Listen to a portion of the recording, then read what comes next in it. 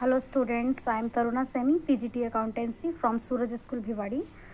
Today we will start chapter number 8, that is Origin of Transactions, Source Documents of Accountancy, video number 1.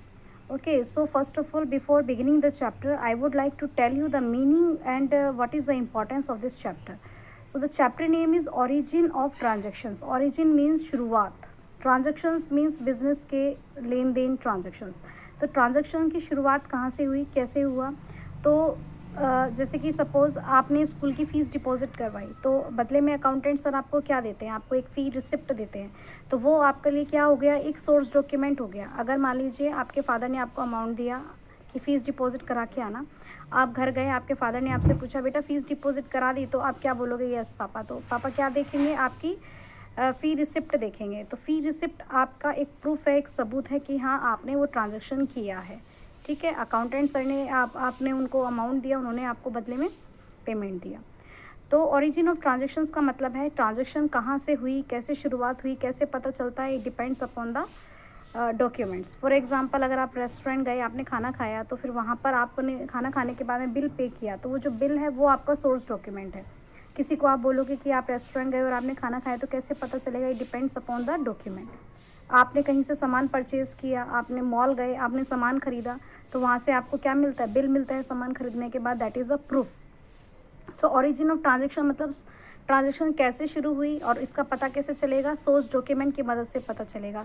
तो जो आपको bill दिया mall ने या shop ने, जो आपको रिसिप्ट दी, कोई भी अमाउंट जब आपने डिपॉजिट कराया, तो बदले में जो आपको रिसिप्ट मिली, बैंक में आप जाते हो, आपने अमाउंट डिपॉजिट करवाया। अमाउंट डिपॉजिट किसकी मदद से करवाओगे? पे इन स्लिप की मदद से करवाओगे। बैंक में एक जमा पर्ची पे इन स्लिप होती है जिससे आप अमाउंट डिपॉजिट करा सकते हो, तो वो आपका सबूत है।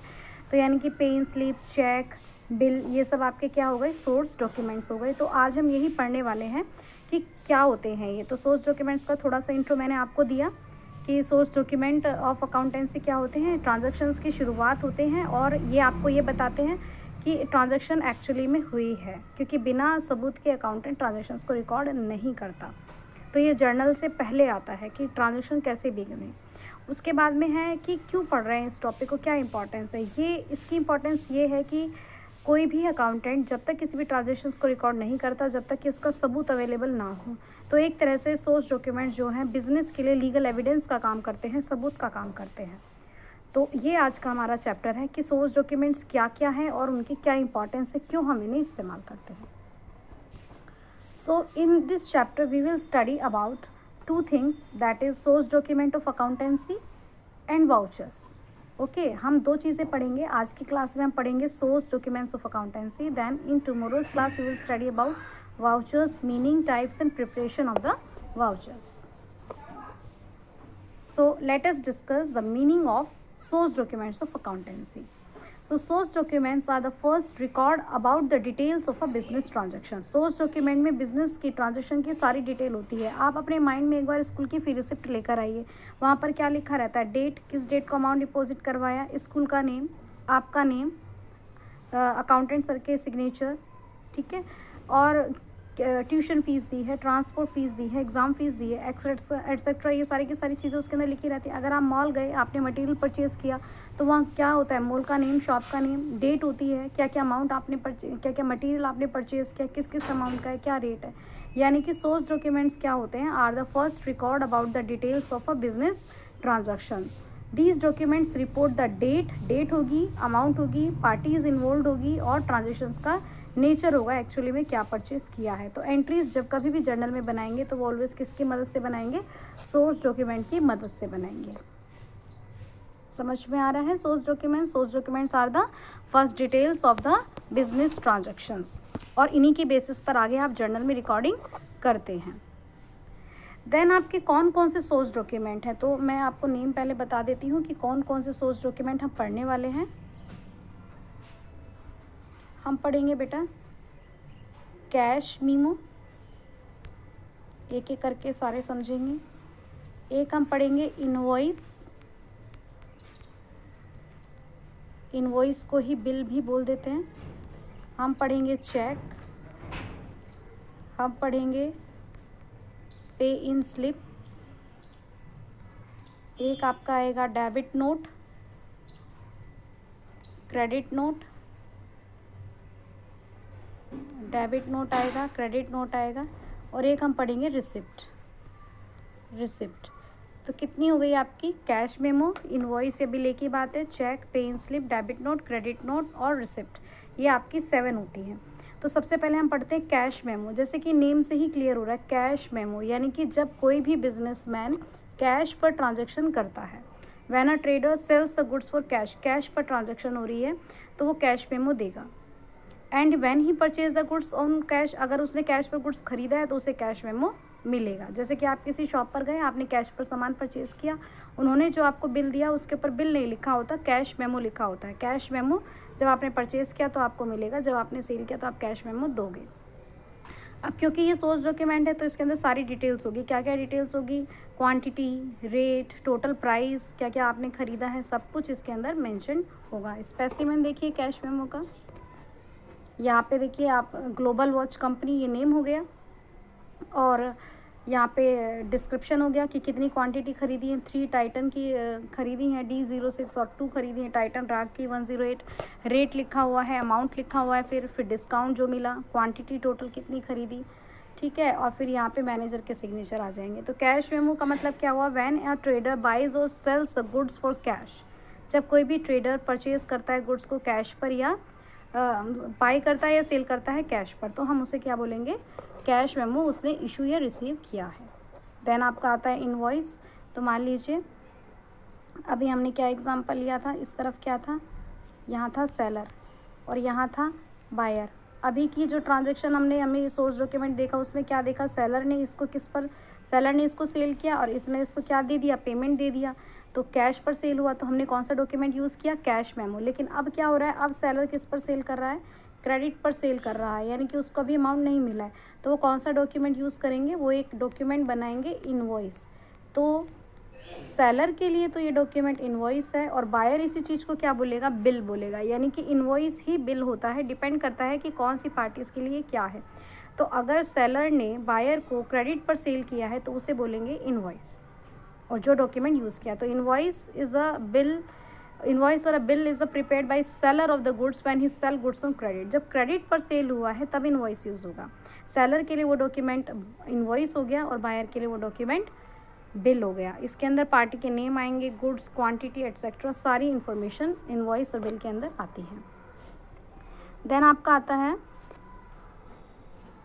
इसका स्पेसिमेन। देखिए मल्होत्रा इलेक्ट्रॉनिक्स, ये इसका एड्रेस हो गया, कस्टमर का नेम आ गया है, यहाँ पे डेट आ गई है, फिर टर्म्स एंड कंडीशंस आ गई हैं, कैश डिस्काउंट मिलेगा अगर 30 डेज़ के अंदर पेमेंट होता है।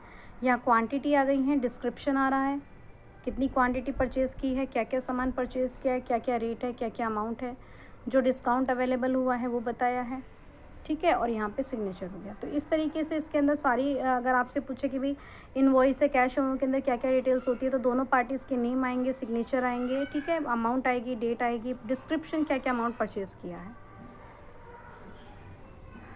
देन आपका आता है रिसिप्ट। रिसिप्ट का हिंदी मीनिंग होता है रसीद। कब मिलती है रसीद? जब आप किसी को पेमेंट करते हैं। तो when a trader receives cash from a customer, जब किसी भी बिजनेसमैन को किसी से कैश मिला है तो वो रिसिप्ट देगा। और अगर आपने किसी को कैश दिया तो आपको रिसिप्ट मिलेगी। तो receipt is simply proof that you have paid cash to someone. तो जब आपके ट्रेडर ने आपको कैश दिया तो आप उनको रिसिप्ट दे देंगे, और अगर आपने अपने सप्लायर को कैश दिया तो आपको रिसिप्ट मिल जाएगी। Debit note and credit note, इसको आपको अच्छे से समझना है। देखिए यहाँ पे आपका हो गया सेलर, दूसरा डॉक्यूमेंट पढ़ने वाले हैं debit note and credit note. Seller हो गया, और यहाँ पे क्या हो गया? बायर हो गया, ये बिजनेसमैन हो गया, कस्टमर हो गया। अब सेलर ने इसको सामान सेल किया और क्रेडिट पर किया, कैश पर किया होगा।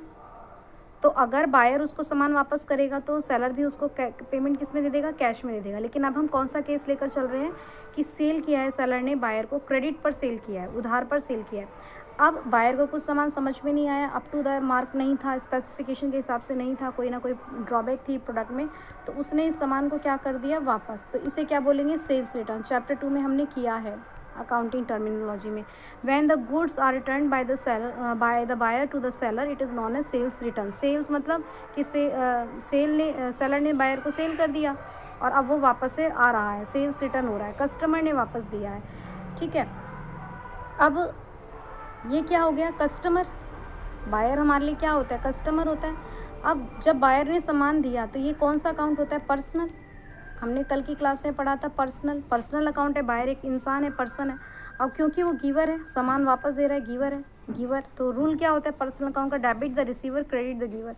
तो आप सेल्स रिटर्न को क्या करेंगे, यहाँ पर जब आप सेल्स रिटर्न कर रहे हैं तो बायर को क्या करेंगे, क्रेडिट, यानी कि क्रेडिट नोट बनाएंगे। क्या बनाएंगे, क्रेडिट नोट। कैसे याद रखेंगे आप, C for customer, C for credit note. तो ध्यान रखिए क्रेडिट नोट कब बनाया जाता है, जब कोई भी कस्टमर आपको मटेरियल वापस करता है।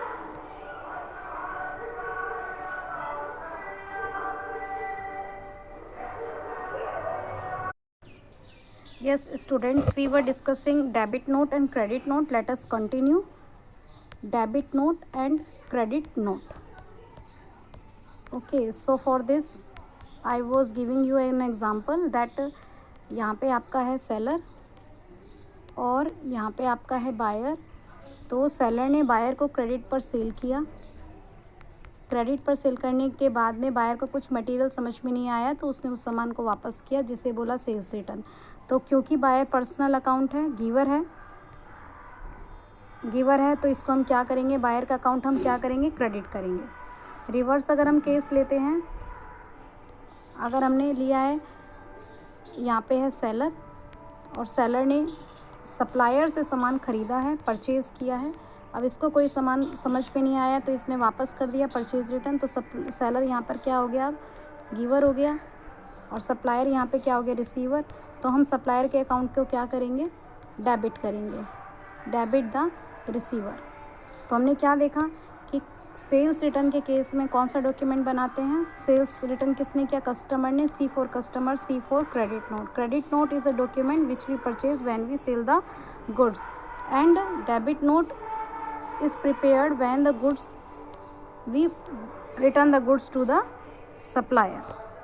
ओके, जब सप्लायर को सामान वापस कर रहे हैं तो हम क्या बनाएंगे, डेबिट नोट बनाएंगे। परचेज रिटर्न के केस में डेबिट नोट बनता है और सेल्स रिटर्न के केस में क्रेडिट नोट बनता है। Okay, receipt we have discussed. Debit note when we return goods to supplier, जब सप्लायर को वापस किया तो क्या बना, डेबिट नोट। और debit note is a document, ये क्या बताता है कि हमने सप्लायर का अकाउंट क्या किया है, डेबिट किया है। ये फॉर्मेट है डेबिट नोट का, किसको वापस किया है आपने, कितना सामान वापस किया है। उसके बाद में क्रेडिट नोट क्या होता है बेटा, जब क्रेडिट नोट में क्या होता है कि हम कस्टमर से सामान वापस ले रहे हैं, when goods are received back from a customer, ठीक है। पे इन स्लिप और चेक का मतलब क्या होता है, पे इन स्लिप जब आप बैंक में अमाउंट जमा कराने जाते हैं, पैसे जमा कराने जाते हैं, तो आप पे इन स्लिप का यूज़ करते हैं। और चेक का यूज़ कब करते हैं, जब मनी विड्रॉ कराने जाते हैं। तो what is pay in slip, form available in a bank which is use to deposit money in bank. और चेक किस लिए यूज़ करते हैं, बैंक से मनी निकालने के लिए। Thank you so much, God bless.